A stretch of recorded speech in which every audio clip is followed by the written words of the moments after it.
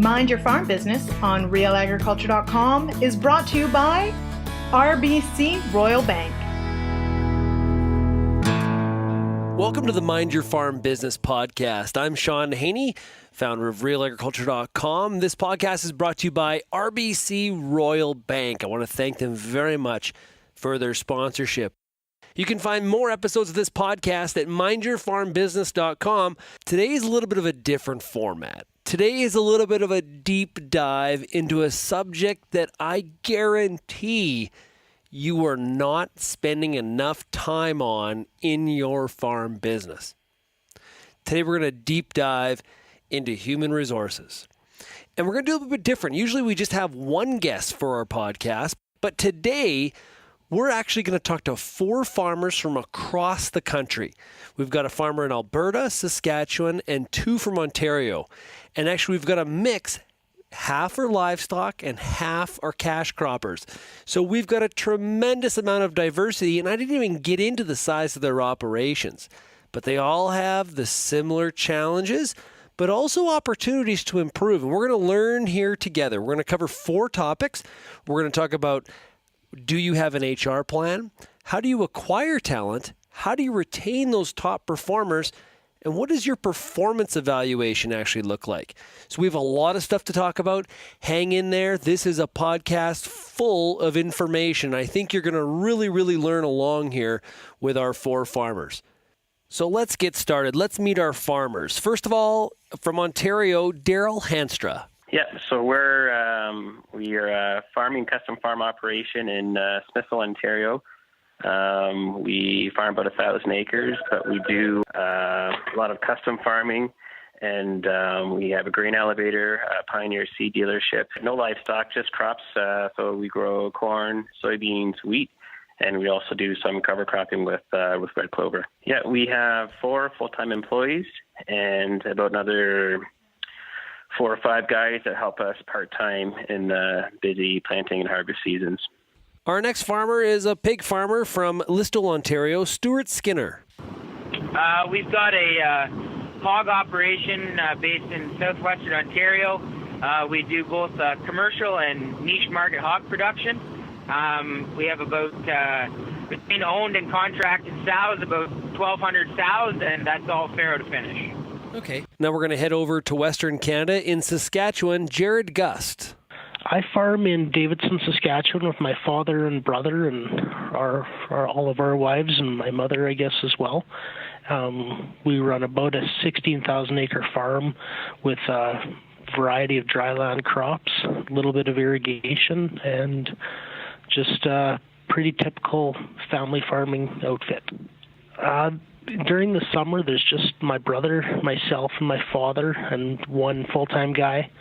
We've got a local fellow, and then usually anywhere between 3 and 6 Australians, Australians or Kiwis, depending on what we can find. And finally, from Southern Alberta, Leighton Kolk. So our main focus is cattle feeding. We have 3 yards that we manage under the same operation, and so we have the home lot, which is about 12,000 head finishing yard. Then the Haney yard, which we lease from Haney's, which is about a 4,500 head backgrounding and finishing yard. And then a smaller backgrounding yard, Delta feeders, that holds about 3,000 backgrounder cattle.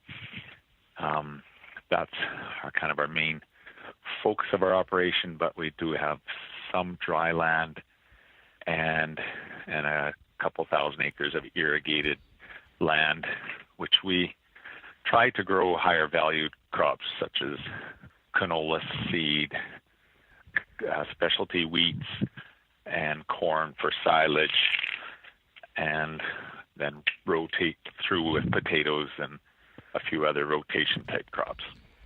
Okay, now we've met our farmers, it's time to dig a little bit deeper into what they're doing on their farm in terms of human resources. And we're going to start right off the top. You know, if you got farmers across the country, to be honest with us, they would probably tell you there's a lot of people shooting from the hip on human resources. And you know what? That's okay. because a big part of this is about transparency and honesty and all of us trying to get better. So what I thought I would do is I would ask our farmers, do you have a written human resources plan? And if so, what does it look like? And how is your whole human resources plan structured? Remember, we've got farms here with all different shapes and sizes, so we're going to hear a whole bunch of different answers. Let's get to it. We'll start off with Daryl Hanstra. We'll hear from Stewart Skinner, and then Leighton Kolk. Yeah, so we do have an HR plan. We have a binder with a bunch of policies in it, harassment policies, safety policies. We work through safety training, so we do a bunch of stuff all in-house.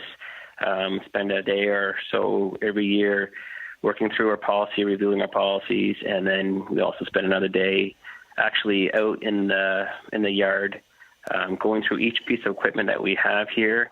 And as a group, we discuss the operations of each machine and hazards or potential issues that we could have with any equipment. Which is it's a good interactive activity. Actually, it gets everyone's input into it, and it just makes us all consciously aware of each machine and its function and the safety precautions that we need to have with each machine. So it sounds like safety plays a major role in your HR plan. Yes, it does. Yep. At the end of the day, we want everyone to come home, right? So.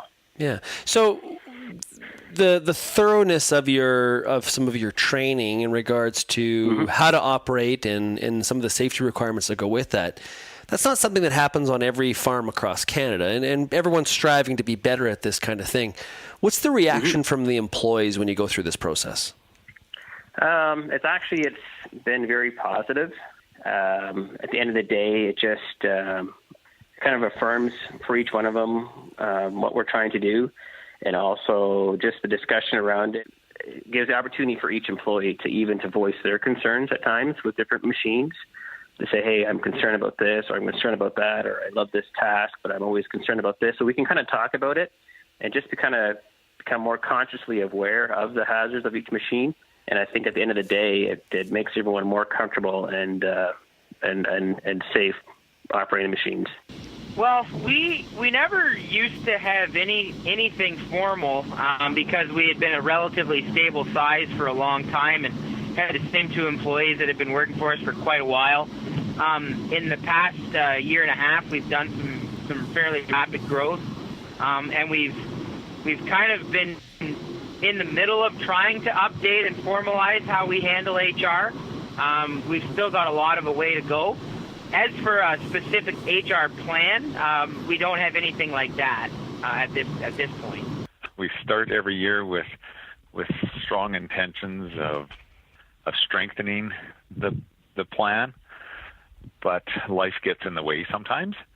Yeah. So we do have areas that we have roles and responsibilities. So, for instance, my oldest son is crops and equipment is his main focus.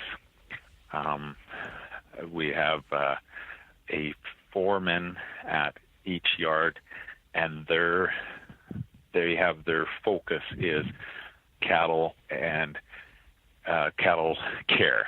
Then we have an office person that's in charge of the logistics in the office.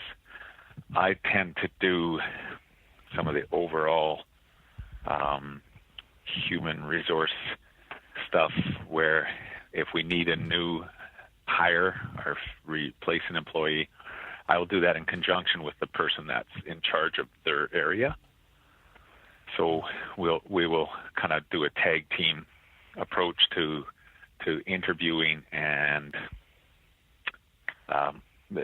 follow up, resume checking and that sort of thing. So you can tell by just asking that simple question, do you have an HR plan, really creates a huge diversity of answers. So what we heard, you need to have something on paper. It's about training. Safety's a part of it. It's okay to admit I've got a long ways to go. this maybe isn't our strongest area, we need to do better, that's okay. I think that's really, really cool. We start off the year with the best of intentions. I love it. So a lot of places here for us to improve and get a lot better in terms of having an HR plan.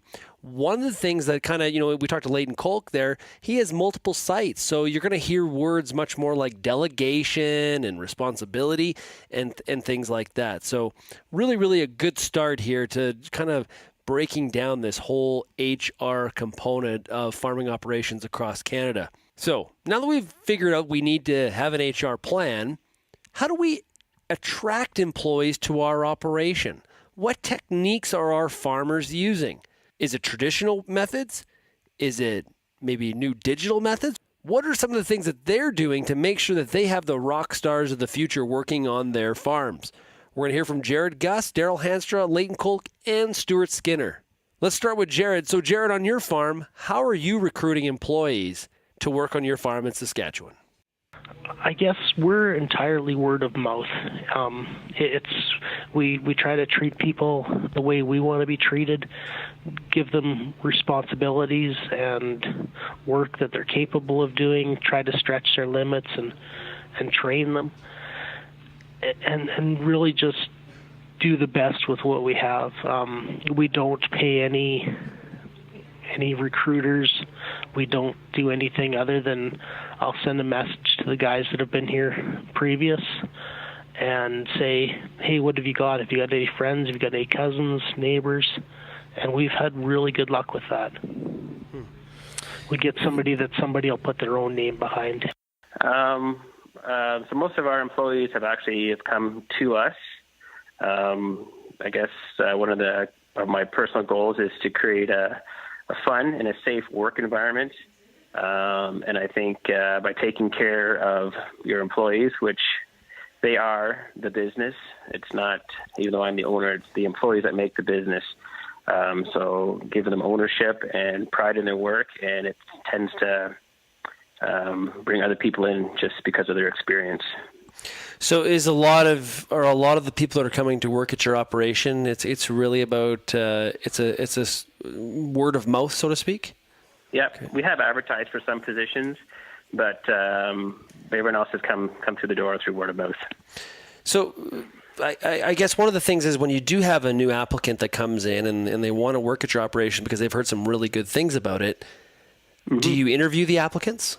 We do sit down and do an interview or multiple interviews. The other thing that we've started doing is doing some personality profiling.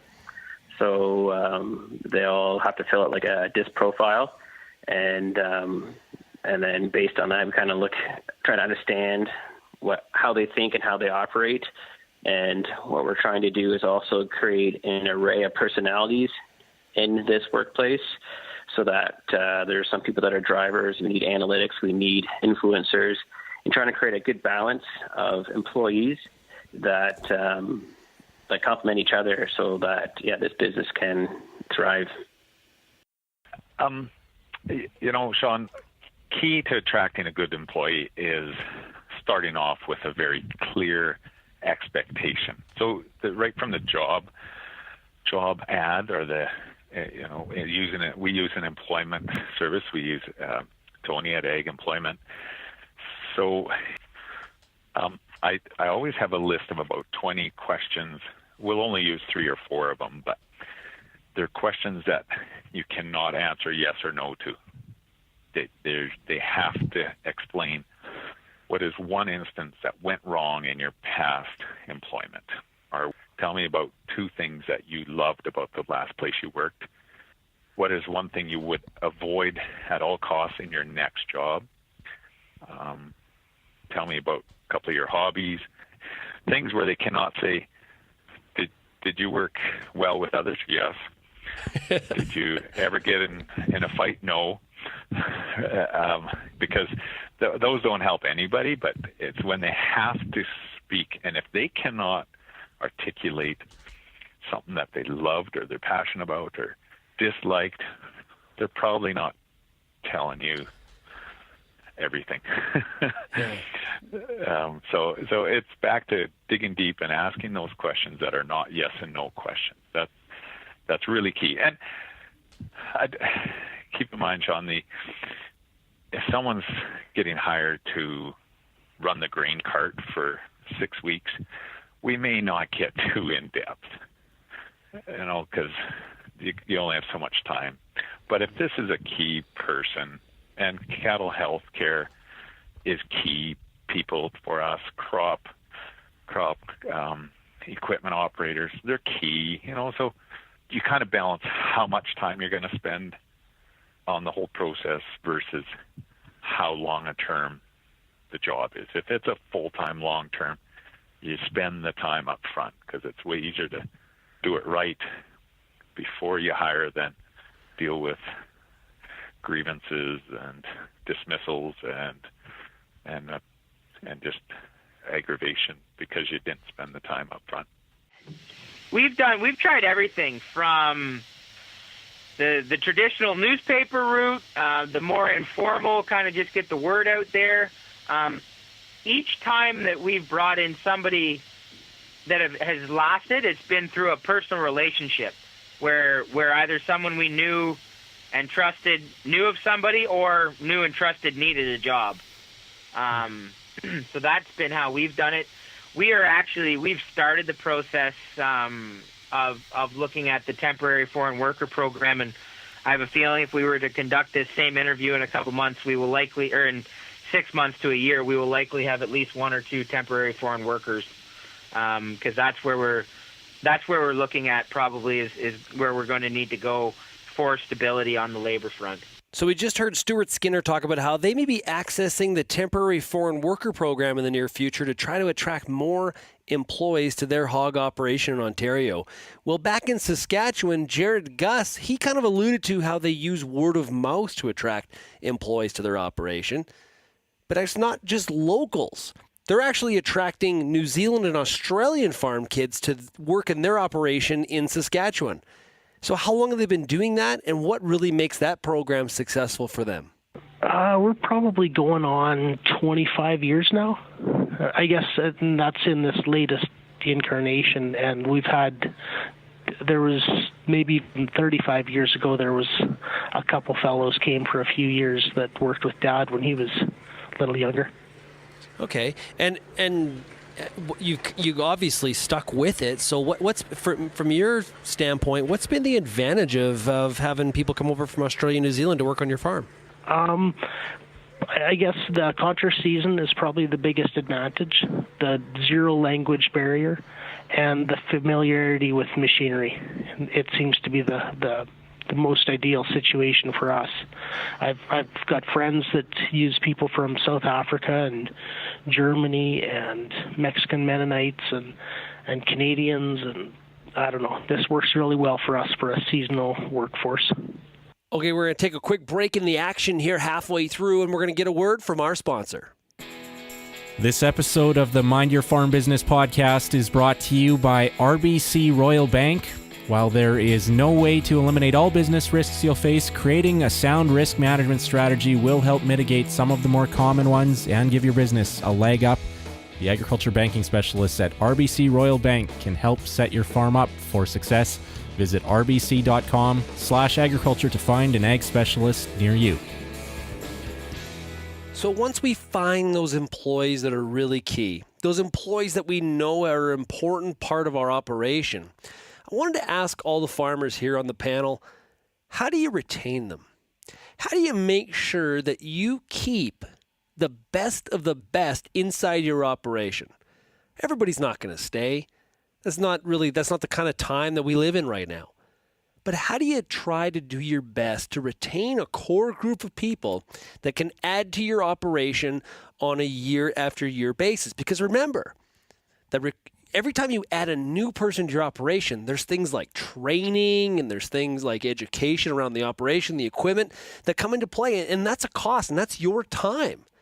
So how do you make sure you keep the best employees so that you can do the best job inside of your farm operation? And we'll start off talking to Daryl Hanstra, then we'll hear from Stewart Skinner, and then Leighton Kolk. So what you're going to hear here is actually here's where all of our operators have a very, very similar line of thinking. Daryl, you're first up.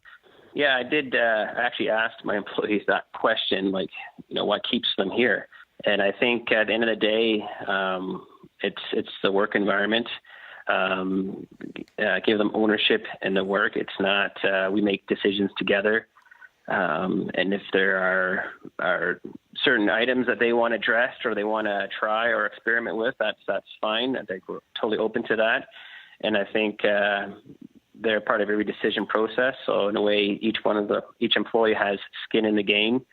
And when a decision's made, they're part of that decision. And they might not always agree with it, but the fact that they had an opportunity to contribute to the decision, at the end of the day, they tend to own the decision too. So they definitely feel a part of the operation. The couple that have worked for us for a long time, they've been offered more money to go other places, and they've stayed. One thing that we work really hard at, because all of our employees are parents with young kids, we try to be very flexible in terms of, if they've got a sick child, we figure out a way to do their work for them, and let them stay home. Or if they've got the one guy likes to be home every day to get his daughters off the bus, so we structure the day so that he can be home to get his daughters off the bus. So we try to be as flexible as possible, and I think that really helps us. To be honest, though, Shaun, I think the best thing that I do for employee retention, and sometimes I forget my own rule, but as I regularly buy coffee. It seems like a small thing, but I honestly think that a cup of coffee every couple of weeks and a half-hour chat, seeing how people are feeling, is probably worth more than a 50-cent raise, at least in my experience. That's an interesting, that walk-around experience is so valuable. I've read that in even the largest manufacturing sort of examples, managers walking the floor and talking to employees. Just that simple, having a quick little chat can be very effective to build that sense of team. Yeah. And I find that too, even with our contract growers as well. If I'm not out at a barn, like if I haven't been out for, say, a month and a half or 2 months, you start to notice that, relationships can change, and that's been a challenge managing my own personal capacity, because when you there's a lot of relationships to manage, and there's still a business to run. But it honestly, being out there and talking with people, and it also shows them that you care about what's going on in your own operation, and I think that helps a lot. Like just today's another good example. My wife shipped market hogs with an employee and ended up having a coffee with her afterwards and just having a conversation. And I think that goes a long way to making people feel valued. It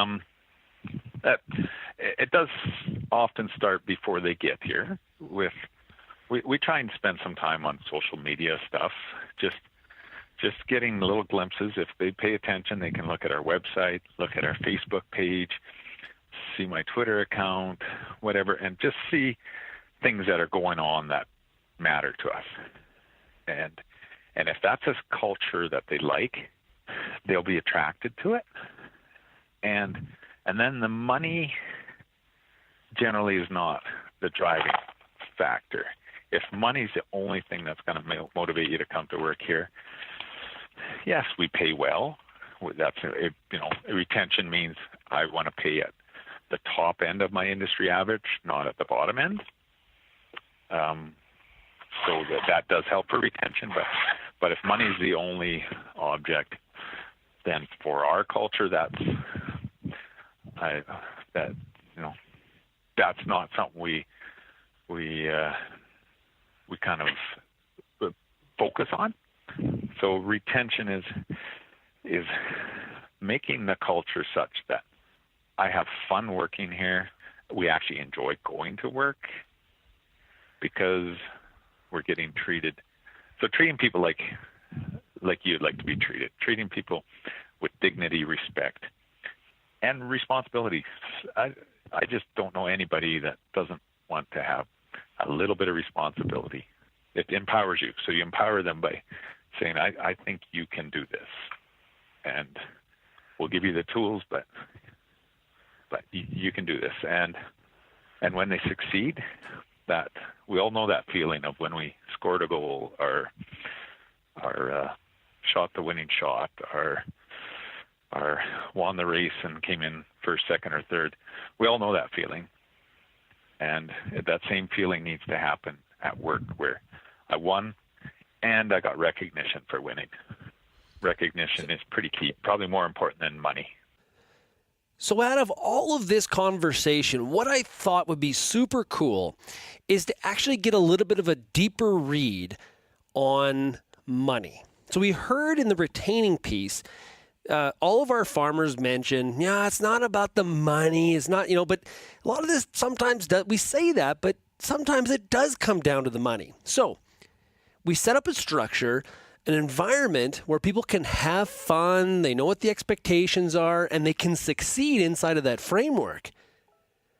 But a part of this does have to do with money. So how do you decide in your farm operation how to make sure that you are fairly compensating your employees? Let's take a little bit of a deeper look. For our paid employees, we've worked at a couple things. So I've always been leery, because of the cyclical nature of hogs, to get really, really high base salaries. So what we've tried to do is keep a competitive base salary, but then when we've had good financial times, we've shared that with our employees through bonuses.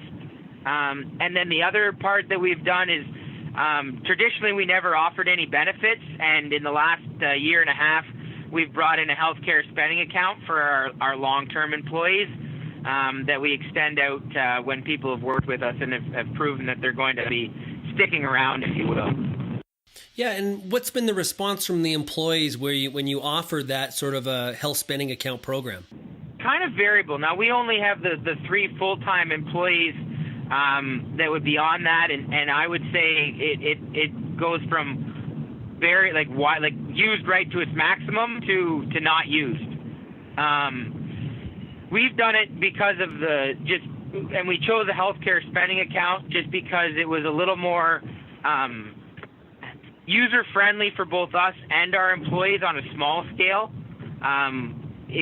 Perhaps if we employed maybe 10 or 15 or 20 people, we would look at more of a traditional benefits package through a provider. But for our small number of employees, it seems to be working. And as I said, variance in how it's used, but the 2 employees that do use it like it very much. It's very user-friendly for them, so they quite enjoy it. Yeah, I guess with these young travelers, it's more of an experience for them. We do pay them, I think, reasonably well for our area. They're probably right in line with whatever we could get with a Canadian kid. Plus, we provide meals and cars and accommodation, give them a lot of time off in the summer so that when they do come to Canada in the best months of the year, they get to see some of it. And it's not just work them as hard as they can until they fall over. Are you suggesting that winter is not the best time to visit Canada? Winter is not the best time to come to Davidson, Saskatchewan. No. So far, we've talked about attracting employees, retaining employees, a little bit about compensation, but there's another piece of all this feedback loop that we have not covered yet, and that is performance evaluation. I know you work hard. Probably your employees work really hard too. But how do we make sure that we're actually doing what we're supposed to be doing, and we make sure that our employees understand how we feel about the work that they're doing? Are they performing well? Are there areas of improvement? Let's take a closer look. We're going to talk to Jared Gust, Daryl Hanstra, and Leighton Kolk in this piece.